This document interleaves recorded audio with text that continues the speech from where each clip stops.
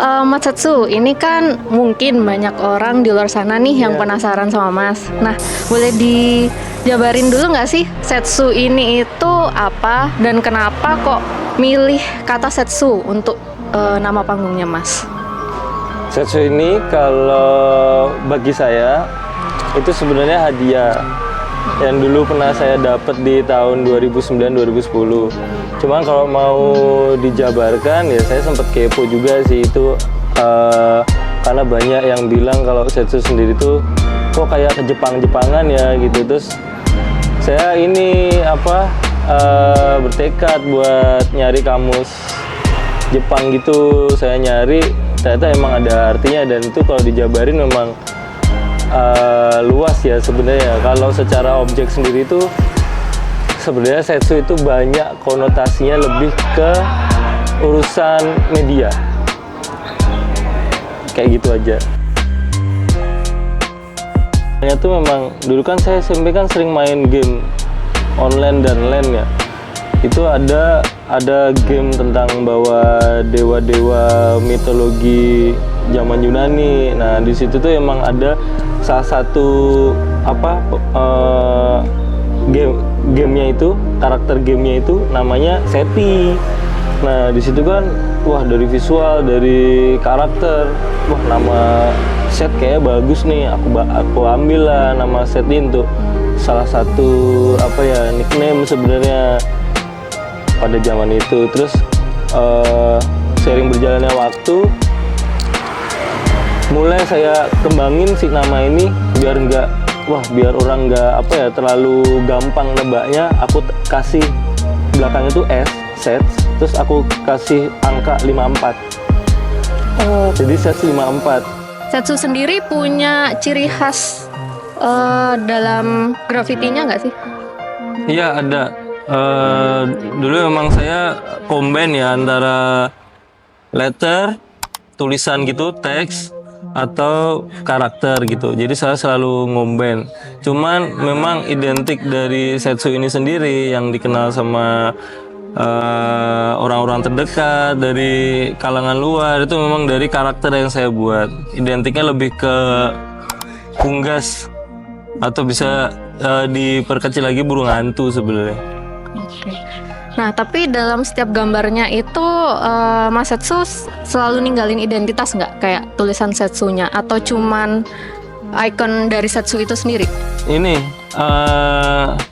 nggak cuman tulisan aja, jadi saya sering ganti. Kadang gambar tulisan, kadang tulisan aja, kadang malah gambar aja sih. Misalkan aku bikin karakter burung ini tanpa ada aku nulis Setsu atau embel-embel yang lain. Itu aja. Jadi ya dengan seproduktif itu saya tekun untuk gambar di mana gitu, nggak memilih karakter spot seperti ini seperti itu gitu. Memang saya kasih banyak di beberapa tempat sampai akhirnya orang tuh hafal gitu. Untuk menyeimbangkan idealisnya Mas itu dengan project dari klien nih, misal dapat project, contohnya di LDP sendiri itu kan ada maskot L-Dream. Nah, untuk menyelaraskan antara idealisnya Setsu sama klien itu gimana? Nah, kalau strategi ini sebenarnya kan saya bisa gambar itu kan karena bakat ya dari kecil ya. Memang saya tuh suka sampai akhirnya saya sadar bahwa saya tuh punya bakat gambar gitu. Nah, untuk menggambar di luar di media-media ekstrim kayak menjadi graffiti writer gitu, itu sebenarnya salah satu rasa penasaran saya dulu gitu. Terus di sisi lain kayaknya nggak ada deh teman-teman sebaya saya tuh yang tahu nih akan cat semprot bisa buat gambar gitu. Akhirnya untuk sisi lain saya gunakan si Setsu ini sebagai saya explore untuk berbagai macam media dengan cat semprot. Di sisi lain saya sebagai satu personal yang membawa Setsu ini, saya bisa menerima beberapa masukan atau arahan untuk berbagai macam gaya gitu, harus menggambar realis, ekspresionis. Karena dengan saya sadari bakat menggambar itu sendiri, jadi bukan sebagai masalah besar sebenarnya bagi saya pribadi untuk idealis itu. Eldream itu icon yang bisa dikatakan itu icon atau jantung dari LDP sendiri. Begitu juga karakter Setsu ini yang saya bikin itu sebenarnya salah satu icon.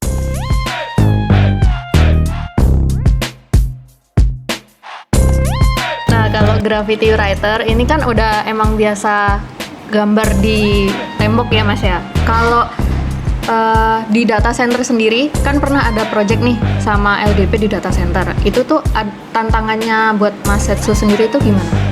Karena kan itu rak, terus ada raknya itu juga ada bolong-bolong ventilasi buat server di dalamnya. Iya, di karakteristik ini medianya, masing-masing media sama medium ruangannya sih sebenarnya. Yang biasa kita di luar dengan bebas, nggak luas gitu, bisa lepas. Ini dengan keadaan yang ruangan dengan ukuran yang masing-masing ya, itu sih tantangan terbesarnya sebenarnya. Kalau untuk gambar semua sama. Tapi ada teknik tersendiri nggak sih Mas? Soalnya kan terkait jarak pandang nih, misal kalau semisal di wall itu kalau kita jalan kan jarak pandangnya pas jauh itu kayak udah langsung nangkep nih pesannya apa. Nah kalau di rak itu kan jarak pandangnya sedikit. Nah itu ada teknik khusus nggak? Iya, tetap harus harus gimana caranya kita ngelihat jauh dalam artian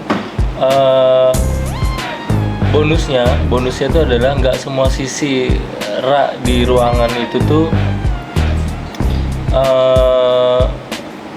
dilihat dari deket aja, jadi bisa kebantu lewat kaca luar. Jadi ada beberapa sisi yang aku tetap curi ya, mungkin beruntungnya saya ya, itu untuk melihat dari sisi luar ruangan untuk melihat gambar di rak tersebut. Cuman untuk case penyesuaian gambar sendiri sebenarnya untuk jarak pandang itu bukan masalah terbesar ya, karena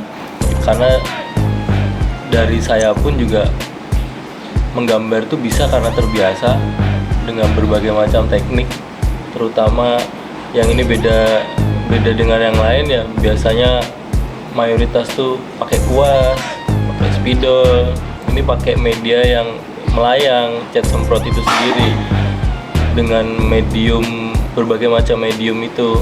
Jadi aku udah terbiasa sebenarnya untuk lemari ukuran segini gitu, aku mau gambar ikan misalkan, atau mau gambar dengan konsep AIWO gitu, aku bisa menempatkan si ikannya dengan proporsional.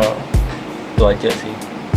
Nah waktu Mas Setsu ini menggambar membuat graffiti itu di data center itu data centernya dalam kondisi aktif? Enggak.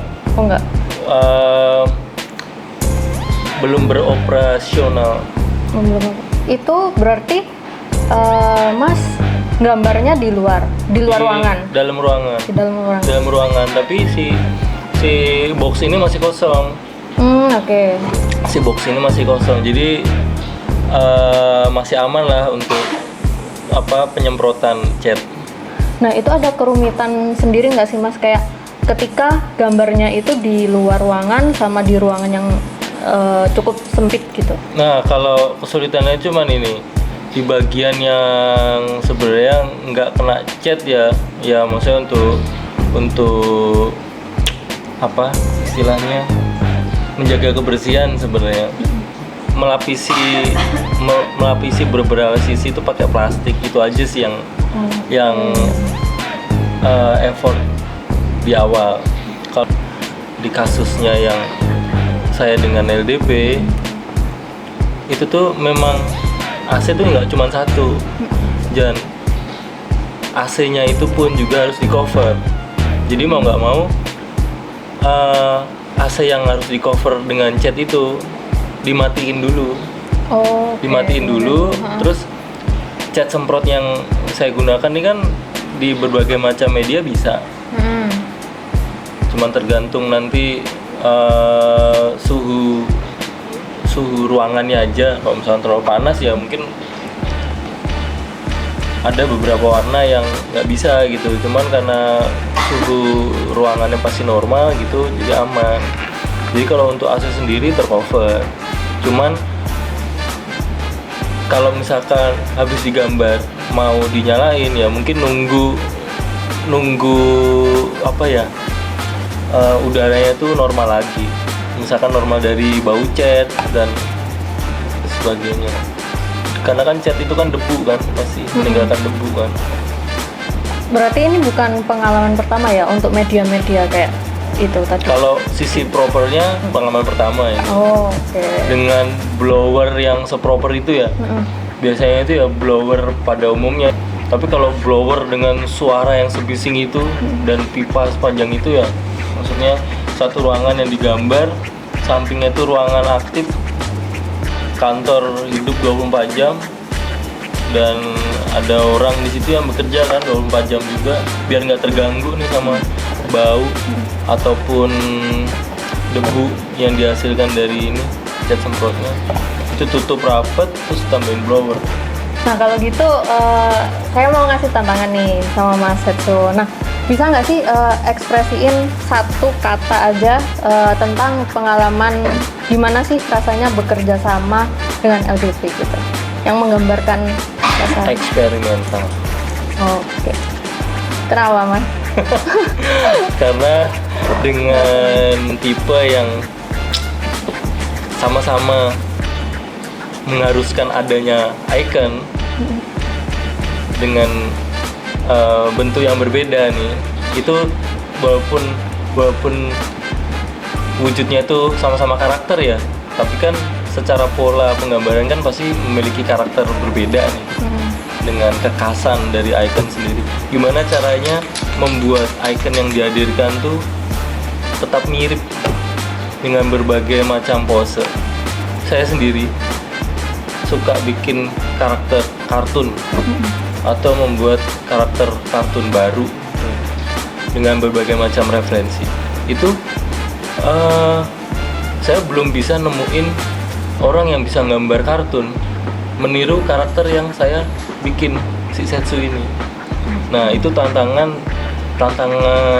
terbesar sih untuk saya sendiri. Walaupun saya suka bikin kartun, tapi nggak semua kartun sebenarnya saya dengan mudah yang lihat, oh bentuknya gini saya langsung hafal tuh enggak. Saya tetap harus melihat detail si bentuk ini, kepalanya benar-benar bulat apa enggak, ternyata ada lonjongnya nih di sisi sini gitu.